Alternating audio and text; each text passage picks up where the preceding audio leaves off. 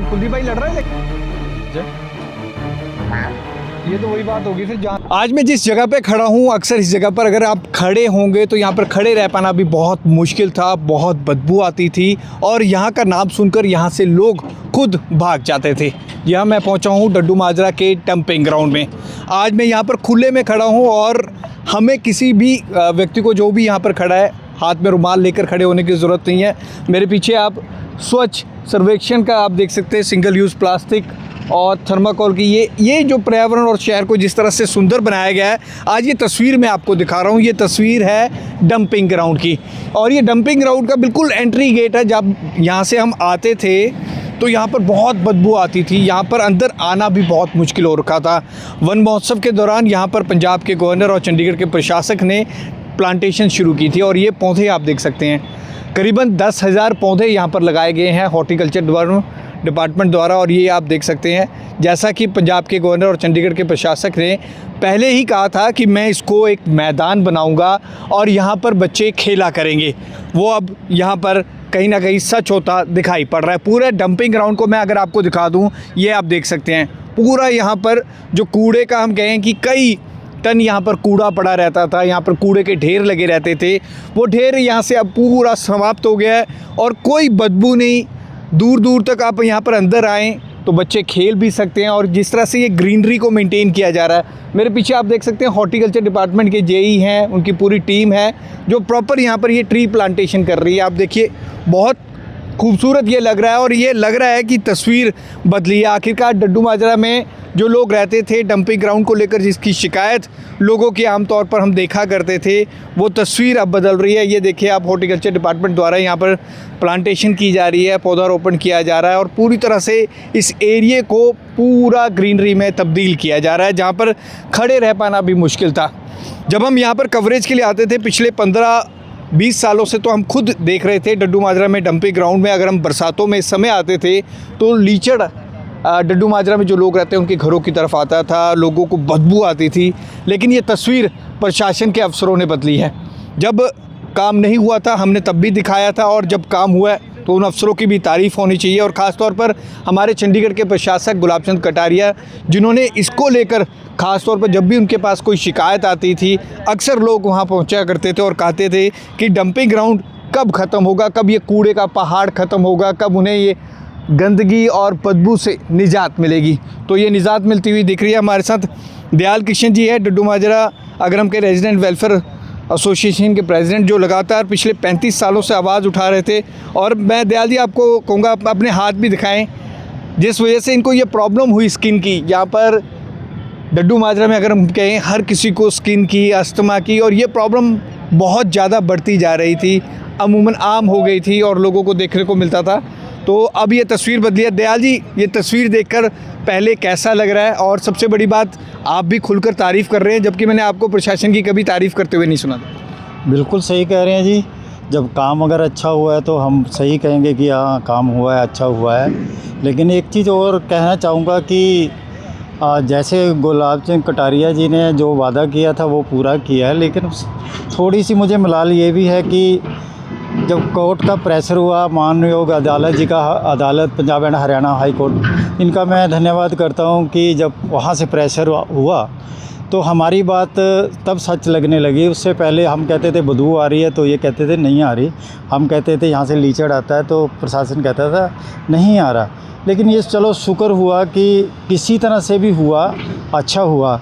आज अगर डड्डू माजरा के लाखों लोगों के और इसके आसपास जितने सेक्टर बसे हुए हैं, वहाँ के लोगों को अगर बदबू से स्वस्थ हवा मिलनी शुरू हुई है, तो उसके लिए मैं प्रशासन का भी धन्यवाद करूँगा कि जो सच्चाई है वो सच्चाई है।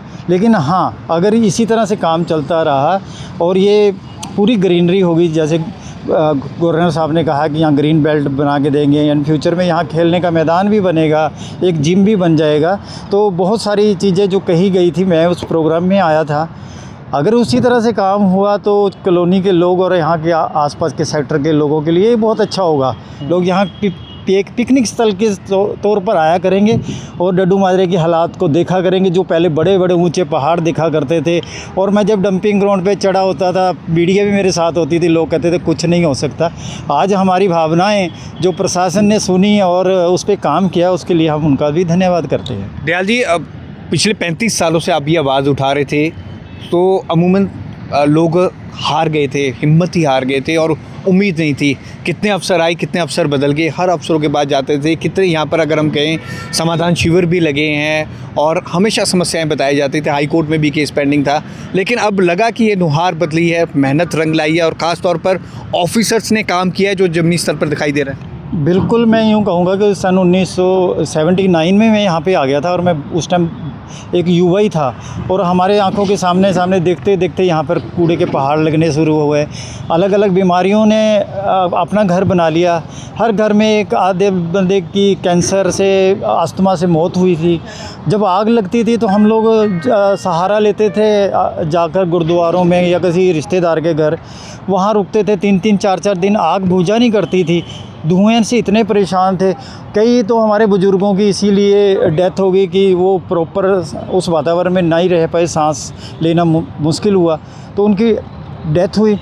ऐसी हज़ारों प्रॉब्लमें थी जो हमने फ़ेस की हैं, यहाँ डड्डू माजरा के लोगों ने फ़ेस की है। अब जाके जो प्रशासनिक अधिकारी जब भी आए, हम हर एक किसी गवर्नर, जितने गवर्नर आए सबसे मैं मिला हूँ जाके, जितने मेयर आए, जितने कौंसलर आए, जितने कमिश्नर आए, हमने सब पे डड्डू माजरा डंपिंग ग्राउंड के लिए गुहार लगाई।